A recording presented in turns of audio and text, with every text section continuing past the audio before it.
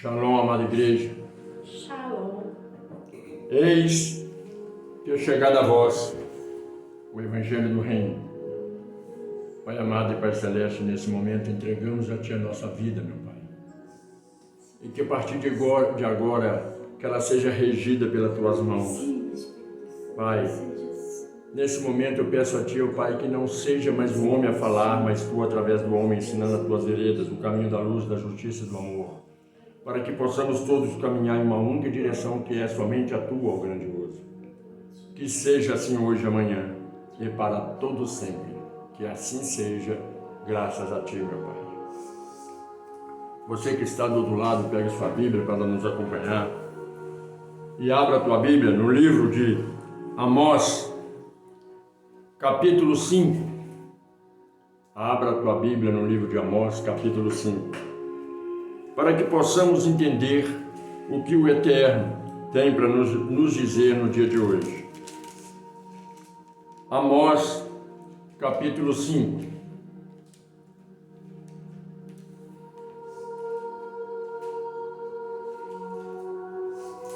A igreja de Cristo precisa compreender o que o Pai almeja de todos nós. A igreja de Cristo está sempre querendo se exaltar ao invés de exaltar o Criador. Então a palavra em Amós capítulo 5 nos diz assim: ouvi estas palavras, que levanto como uma lamentação sobre vós, ó casa de Israel. Quando o Pai diz sobre vós, ó casa de Israel, Ele está falando sobre seus filhos, sobre aqueles que se dizem filho do Eterno, filho de Hashem, sobre aqueles que falam, eu sou da igreja tal, da denominação tal, e sirvo a um Deus poderoso. Então é para você que Ele está pregando hoje, não para o mundo, não para aqueles que vocês condenam, que dançam carnaval, que fazem as suas festas, mas é para você. Preste bem atenção nisso. E a palavra nos diz assim, em Amós 5, versículo 2. A virgem de Israel caiu, e não mais tornará a se levantar-se. Desamparada está na sua terra, não há quem a levante. Você sabe o que é virgem? Aí você vai dizer, uma moça pura, certo? Mas você sabe o que é virgem? Que o grande Hashem está nos falando aqui? A virgem de Israel caiu. Vamos traduzir para o nosso linguajar, porque as pessoas não entendem quando Deus fala em Israel, Ele fala para o mundo. Então Ele diz assim, a virgem do meu povo caiu, e ninguém mais levantará ela. Aí você vai perguntar, do que se trata? O grande Hashem, o Eterno de Israel, Ele nos diz assim, a pureza, a santidade do meu povo caiu por terra. E não há na terra quem consiga colocá-la de pé. Então você que se diz crente, santo, o poderoso, o grande eu sou, está falando que você não tem pureza, que não tem santidade.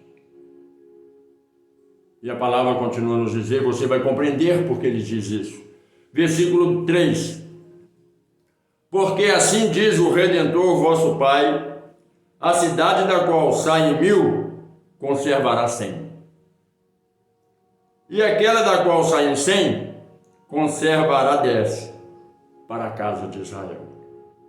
O Pai diz assim, olha, numa igreja, num templo religioso, que tem 20.000, 30.000, 100 poderá ser salvo. Numa casa, num templo religioso, que tem 100, só 10 será salvo. Você está compreendendo isso? O templo não tem que estar assim para dizer que o templo está salvo, não. Está salvo para o pastor que está pregando que a igreja cheia é sinal de prosperidade, de bênção de Deus. Deus está falando, o lugar que estiver lotado, eu escolho no dedo quem será salvo. Triste isso, não é? Você prestou atenção no início? Ele diz, com uma lamentação, quer dizer, Deus está lamentando, triste, de ver que o seu povo não pratica o que ele manda praticar. Obedece pastor, obedece Moisés, obedece Isaías, obedece Pedro, Antônio, mas não obedece Cristo, não obedece os ensinamentos de amor e misericórdia. O crente não conhece essas palavras. O crente conhece que eu estou salvo e o mundo está perdido. Eu tenho que buscar Deus para ganhar prosperidade, para mostrar para o mundo que eu estou na presença de Deus. É triste isso, é triste esse pensamento das pessoas.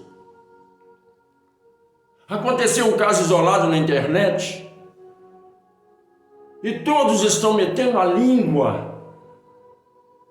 numa cantora, a Ivete Sangalo. Principalmente os crentes estão gloriando do que aconteceu. O verdadeiro cristão, ele chora, derrama lágrima de sangue quando vê algo parecido. Mas o crente gloria da desgraça alheia. Ainda fala, não tem temor a Deus. Eu não vou entrar nesse assunto porque a pregação não é desse assunto. Mas vamos continuar a nossa leitura. Versículo 4 de Amós 5. Porque assim diz o Redentor à casa de Israel, quer dizer, ao meu povo: buscai-me e viverei. Você que se diz crente, quando você vai para um templo religioso, você vai buscar Deus? Você vai buscar a misericórdia de Deus? Vai buscar o reino dos céus? Se você diz que vai, é mentiroso. Porque você vai buscar prosperidade, você vai para uma igreja buscar cura, você vai para uma igreja buscar felicidade, você vai para uma igreja buscar emprego, buscar prosperidade, buscar um marido, uma esposa, uma bênção para o seu filho, para a sua filha. Você não vai buscar Deus. Não vai. E não adianta você falar que vai. Todo crente vai para a igreja buscar alguma coisa, menos Deus. Menos Deus. Porque se você buscasse Deus, você prestava atenção no que o pastor prega. E aquilo que o pastor estão pregando hoje em dia não tem nada a ver com a palavra de Deus. E a palavra continua a nos dizer, versículo 5. Mas não me busqueis. Busqueis a Betel, e nem venhais a Gigal, nem passais a Betseba, porque Gigal certamente será levada a cativeiro, e Betel será desfeita em nada. O que Deus está falando com você? Não vai buscar prosperidade, não vai buscar cura, porque tudo isso que você busca dentro de um templo religioso se torna em vão. Você buscar cura para uma doença vai se tornar em nada, sabe por quê? Porque a pessoa vai morrer. Mas nós não devemos orar pelos doentes? Devemos. Mas isso não quer dizer que a pessoa será curada. Porque quando Deus quer levar embora para viver com Ele, Ele tem que fazer algo para que a pessoa suba. Ele tem que colocar uma enfermidade para que a pessoa não suporte e morra, para que viva no plano espiritual. Nós não entendemos as coisas. E muitos aí vão me criticar e dizer, Deus não coloca doença, você não conhece a Bíblia. Eu ponho a doença e eu tiro a doença. Eu te dou alegria e eu te dou tristeza. Não está escrito na tua Bíblia? Você não quer respaldo bíblico? Está aí. Então vamos continuar no respaldo bíblico. Versículo 6 de Amós 5. Buscai ao Redentor e vivereis, para que ele não irrompa a casa de José como um fogo e a consuma, e não haja em Betel quem a apague. Deus fala para você assim: me busca e recebereis o que deseja. Aquele que não me buscar não vai viver. Porque tem muitos crentes que passam por dificuldades. Por quê? Pessoas que se dizem fervorosas na fé. Muitos dizem: eu sou irmã de oração, sou irmão de oração, minha vida está atribulada. Eu não saio de uma igreja e minha vida está atribulada. Satanás está com fúria comigo. Satanás não se importa com você não, meu filho. Satanás não está preocupado com você não. Satanás se preocupa com quem é rico, para dar mais ganância, para fazer o rico ficar mais rico e ter mais desejo de ter mais coisas. Satanás não se preocupa com pobre nem doente. Ele não perde tempo com isso. A pessoa já está no fundo do poço. Mas por que que o crente que busca a Deus todo santo dia tem essas coisas? Aí você vai entender porque Deus te fala, porque você tem uma doença, porque você está passando por momentos difíceis. Sabe por quê? Por causa disso. Versículo 7. Vós que convertei o juízo em alosma e deitai por terra a justiça. Não é isso que o crente faz? Tornaremos a ler o versículo. Vós que convertei o juízo em losna. Você sabe o que é isso? Sabe o que é o juízo do Pai? Quando o Pai pune você, que é crente, que anda fofocando, falando da vida alheia, desejando mal para os outros, falando que os outros vão para o inferno porque não está na igreja, falando que os outros vão para o inferno porque toma uma cerveja, falando que os outros vão para o inferno porque está pulando carnaval. Isso é transformar o juízo de Deus em losna, quer dizer, uma coisa amarga. É disso que o Pai está falando com você. Em qual momento que o Pai disse que você não pode ser feliz? Quem inventou esse negócio de não poder se alegrar, que carnaval é festa do diabo? São os pastores. Porque pegam um ditado que vem de Israel que diz festa da carne. Numa palavra em hebraico ou em grego que diz que é festa da carne e diz que o carnaval é festa do demônio. Onde na Bíblia que diz que Deus, ele se entristece com você, te pune porque você está feliz? Aí você vai dizer: o senhor concorda com o carnaval? Não. Porque o carnaval é uma festa para o mundo, não para o crente. Mas Deus te proíbe de ir lá ver? Deus te proíbe de pular carnaval? Não. Ele te proíbe de contaminar com as coisas que acontecem no meio da dança, que é prostituição, bebedeira, fumar droga, não é? A pornografia no carnaval. Não é isso que Deus condena? Ele não condena de você ir se divertir, de você estar dançando. Davi não dançava para Deus? Ou você nunca viu isso? Quem foi que disse que ele estava dançando para o diabo? Foi a própria mulher dele. A igreja que condena. Porque a mulher representa a igreja. A mulher que diz que você está dançando como uma leviana. E ele disse: eu danço para o meu Deus vivo, não danço para o mundo. Você está compreendendo como a igreja condena? Aí o Pai fala para você, crente: Você está transformando o juízo em losna, quer dizer, em coisa amarga, em coisa pesada para o meu povo. E Deus ainda fala mais com você que é crente. E deita sobre a terra a minha justiça. Aí, quando o crente é punido, ele fala: é Satanás. É Satanás que está punindo. É Satanás que está tocando. E quando alguém aponta o seu defeito, ou o defeito do seu pastor, você vai e diz: está tocando no ungido do Senhor. Deixa eu falar com você. Eu não acho que você é tão ignorante a esse ponto de achar que um ungido de Deus é o seu pastor, ou a irmã da igreja, ou o levita da igreja, ou a missionária da igreja, ou o profeta da igreja. Se você não sabe o que significa ungido, eu vou dizer para você.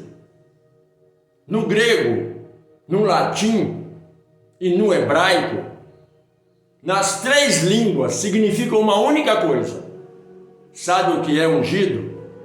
É Cristo. A palavra ungido significa Cristo. Então vamos voltar e entender o que é. Ai daquele que toca no meu ungido. Ai daquele que toca no Cristo.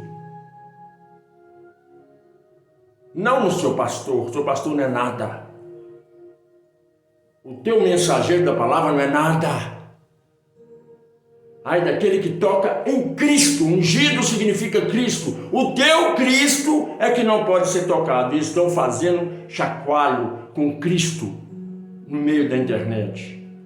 Estão fazendo chacoalho com Cristo no altar. Até o próprio pastor que prega a palavra diz: Cristo não está errado em transformar água em vinho.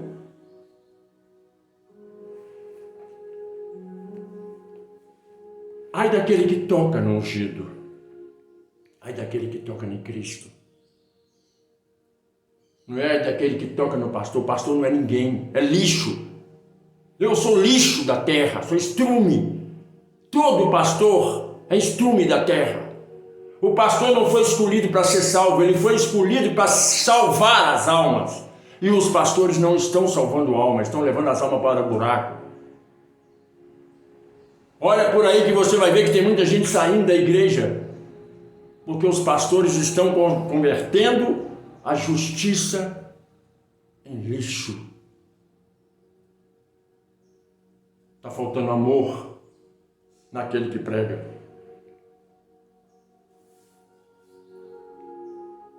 Procurai o que faz o 7 estrelo e o Órion, e torna a sombra da noite em manhã, e faz escurecer o dia como a noite, que se chama as águas do mar e as derrama sobre a terra. Rial é o seu nome. Hashem é o nome que está sobre todos os nomes. É Ele que você tem que buscar. É a Ele, o Pai Celestial, que você tem que colocar na tua vida. Aí você diz: mas o nome que está sobre todos os nomes é o nome de Cristo. O nome de Cristo está abaixo do nome do Todo-Poderoso, que é o Pai. Compreenda uma coisa: em lugar nenhum na Bíblia Cristo manda você idolatrá-lo. Ele manda amar e honrar o Pai. Ah, mas está escrito: toda honra e toda glória dada a Cristo. E Cristo diz: toda honra e toda glória dada ao meu Pai. Então aquele que não respeita o que fez tudo isso, não respeita Cristo. Aí vocês vão dizer: para ir até o Pai eu tenho que passar por Cristo. Mas se você não conhecer o Pai, você não vai conhecer Cristo. Porque o próprio Cristo disse: somos um só. Se no início era o Verbo se fez carne e habitou no nosso meio. E foi o Verbo que criou todas as coisas e fez de todas as coisas o que é hoje. E o Verbo não foi reconhecido pelos seus. Aí você diz, mas foi eles lá, foi Roma, foi Israel que não conheceu o Verbo. Não, você que não conhece o Verbo. Porque o Verbo diz, não me ame, ame a meu Pai. Você sabe por que Cristo disse isso? Porque Cristo disse, eu sou carne, igual vocês, e posso levar vocês para o engano. Mas o meu Pai que é santo, ele sim, vocês têm que amar. Na onde que Cristo disse isso? Chegou até ele um homem e disse, bom mestre. Ele disse, bom não, eu não sou bom. Bom é meu Pai que está no céu. Compreendeste a fala de Cristo? Cristo em carne, se Ele quiser te punir, te queimar, te torrar, Ele faz. Ele não fez isso com a planta, que não tinha o fruto que ele queria comer. Agora aquela planta não era uma planta. Simbolicamente representava uma planta, mas é o ser humano. É o ser que não dá fruto. Cristo chega para você e fala assim, cadê seu fruto? Cadê seu fruto? E você não tem fruto para apresentar para Cristo. Ele, maldito seja, que apodreça até a raiz. Quer dizer, maldito seja você e toda a sua geração. Você está compreendendo a fala de Cristo? Aí quando eles voltaram, os apóstolos passaram a olhar e viram que aquela planta secou até a raiz. Aquela planta é uma pessoa, somos nós. Porque se ele virar para nós e dizer, maldito seja vós e toda a sua descendência. Imagina a tristeza. Porque Cristo é carne, Cristo é homem. Agora o Pai é rico em misericórdia. Não é Cristo como vocês andam falando por aí. É o Pai que é rico em misericórdia. E o Pai se compadece de nós. E quem é o Pai? Você sabe quem é o Pai? Você conhece o Pai que você diz que serve? O Pai é o próprio Espírito Santo, que é puro, santo. E Ele olha para você pelos seus pecados e ainda chega até aos céus, ao pé daquele que nós chamamos de Pai, ao trono da justiça, e clama com gemidos inexprimíveis. Aí você diz, aí você está falando numa terceira trindade.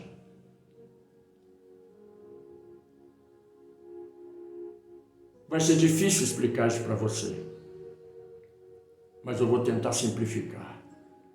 Só existe um ser que criou tudo isso, não três.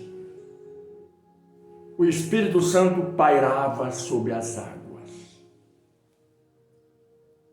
E Ele criou todo o universo. E ao criar o universo, quem faz alguma coisa é progenitor, é criador. E quando você cria algo, você passa a ser pai daquilo que você cria. Um móvel, uma casa. Porque pai é a excelência, no nome que dá, da soberania sobre aquilo que cria. É um nome mais excelso. Nenhum ser deveria ser chamado de pai, a não ser o Criador. Mas aí ele é chamado de pai, porque criou os animais, criou tudo que aí está. Mas é o Espírito Santo. Mas aí o Espírito Santo, como verbo, ele se tornou carne e passou a ser filho.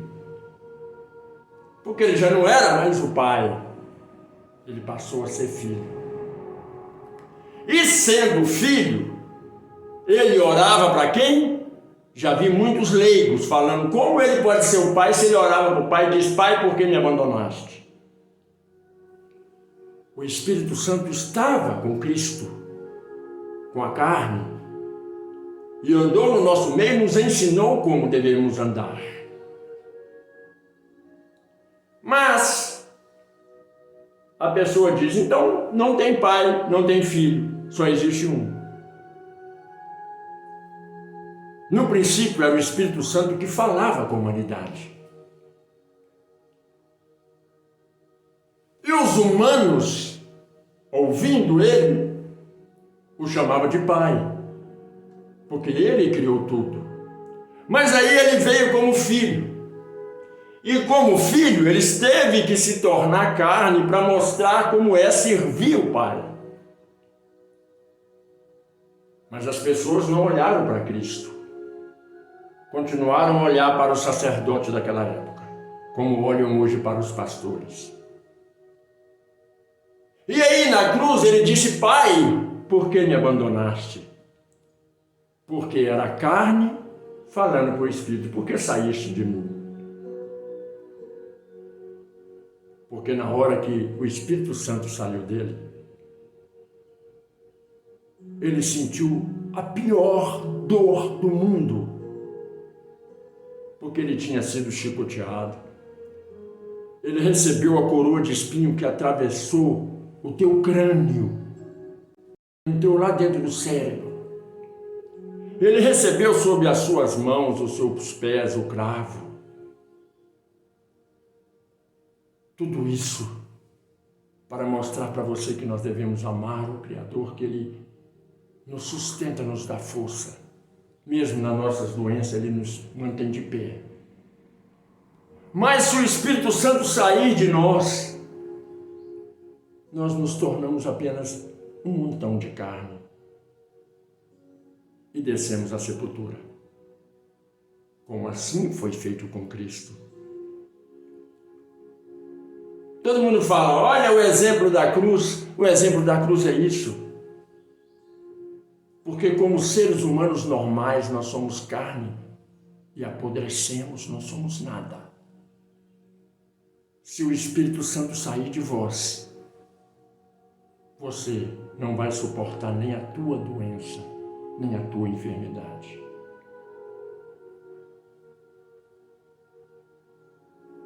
E aí o Espírito Santo voltou para a glória, porque tinha que acontecer para que todos vissem. E aí Cristo faleceu, morreu, acabou. A Virgem desceu por terra, foi abatida, e ninguém poderia ressuscitá-la. Acabou a Virgem, acabou a santidade, acabou a pureza de Cristo. Porque no momento que o Espírito Santo saiu, o pecado do mundo entrou nele, o carnaval, a tua inveja, e ele morreu com aquilo nele e foi para o sepulcro. Todo o mal da terra foi arrancado em Cristo. E aí ele ficou 3 dias debaixo da terra, no túmulo. Aí o Pai disse, o Espírito Santo, o grande Hashem: voltarei ao meu corpo carnal para mostrar para o mundo o meu poder, para que me adore verdadeiramente em espírito e em verdade. E Cristo ressuscitou de entre os mortos. Mas você compreende isso? Você não adora o Criador em espírito e em verdade. Você adora o seu pastor, que diz que ele que é ungido. Aprende uma coisa.